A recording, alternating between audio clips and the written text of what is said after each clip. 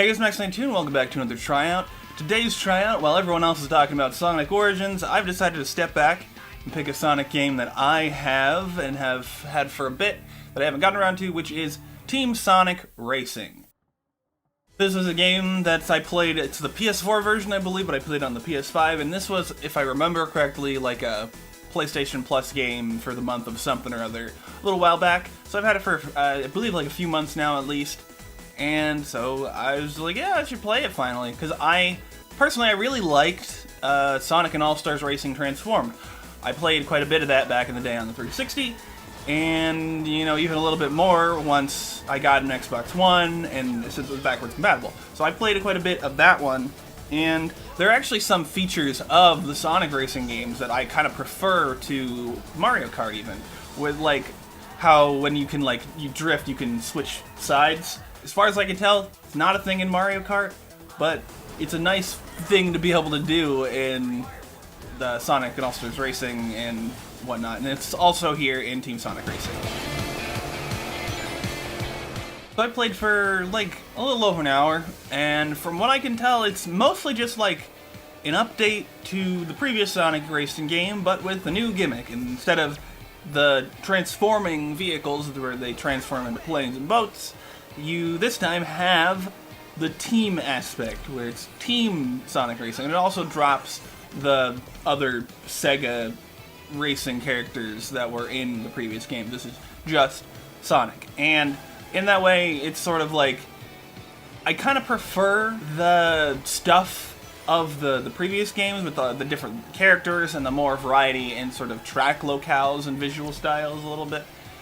But, you know, the stuff that Team Sonic Racing brings to the table is somewhat unique, and the sort of drafting mechanics that it has with your teammates and the different boosts you can get off each other by slingshotting around one another and that sort of stuff, that really adds a lot to the systems of the racing game that I bet this would be really interesting to play in a sort of more competitive environment with teams in like a tournament or something. I feel like this is a sort of kart racer sort of thing that would be interesting to see like tournaments of, because of how much like there is in the sort of teamwork aspects that can be tweaked and optimized and really strategized in a sense. So you're not just doing like the skill of playing, but you also have the skill of working with these other people.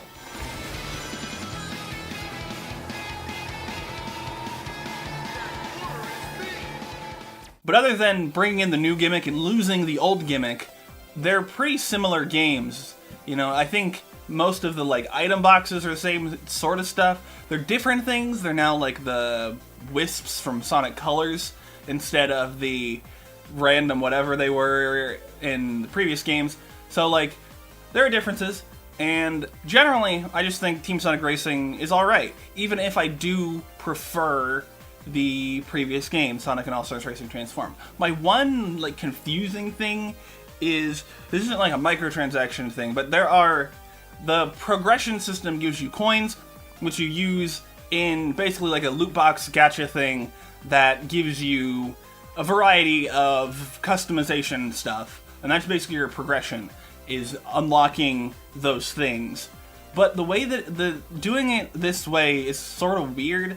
Like, you unlock not just like vehicle color palettes and vehicle decals and horns, but you also unlock like the different types of parts for the car, which can help you tune the stats here and there. They're not like upgrades, but they're like, in Sonic and All-Stars Racing Transformed, you had like different like tunings you could put on the cars.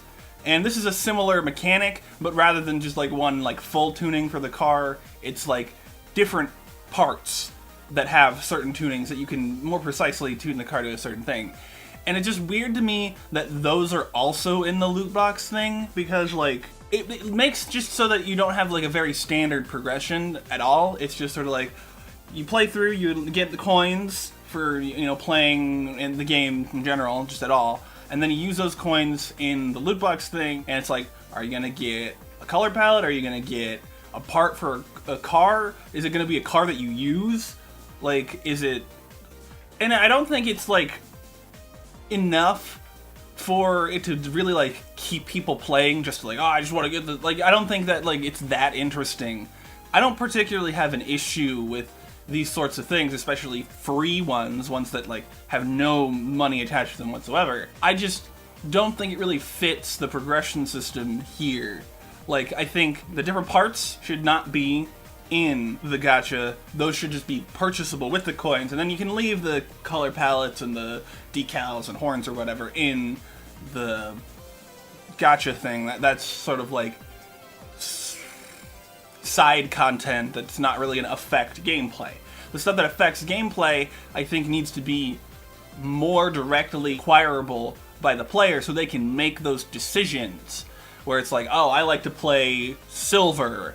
I want to upgrade. I want to buy these parts to get silver, you know, but that's not how that's happened.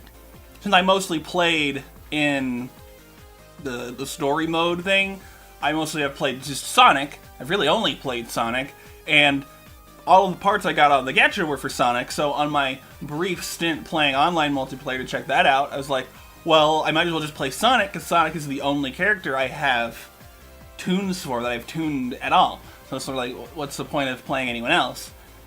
But that's just sort of like, from my perspective here on that, like, I just don't... It's the same thing that I have with the systems in Injustice 2, where it's like, the gear system being locked behind those loot boxes, you can't buy them in any capacity, as far as I can tell. But, like, that gear system is pretty integral to your progression in that game, and having it be absolutely random is detrimental to the satisfaction of player progression in these sorts of games. And there's my little rant there on that. But otherwise, I like Team Sonic Racing. I'll probably play more of it, leave it installed, so I have a Kart Racer installed on just every console, I think. Pretty sure I still have Sonic and All-Stars installed on the Xbox Series X, so I'll have a Kart Racer on every console, Switch, PS5, and the Series X. And so if I want to play a Kart Racer, it doesn't matter which console I have on, I've got one going on. And so, if you can't tell, this game passes tryout. I like it quite a bit. I like the Sonic Racing games. I should have a physical copy of Sonic and All-Stars Racing Transform, but I couldn't find it. I can only find this thing. Which is not Sonic and All-Stars Racing Transform. This is Sonic Generations, which is also being talked about a little bit right now for online reasons that I'm gonna avoid name dropping anyone right now. So yeah, we'll just finish this video. Game Passes triad. I think I said that already. Moving on to the end bits here.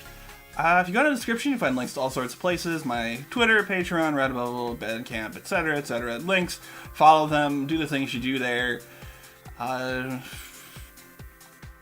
Like the video if you liked it, dislike if you didn't, subscribe if you want to keep with this and other shows, leave a comment. Do you like Sonic games? Do you play Sonic games? What do you think about Team Sonic Racing? Have you played that? Have you played any of the other Sonic Racing games? I've not played Sonic R or Sonic and Sega All-Stars Racing, but let me know if you have opinions about those down in the comments below, and share the video. Do the things. Thanks for watching, and I'll see you next time.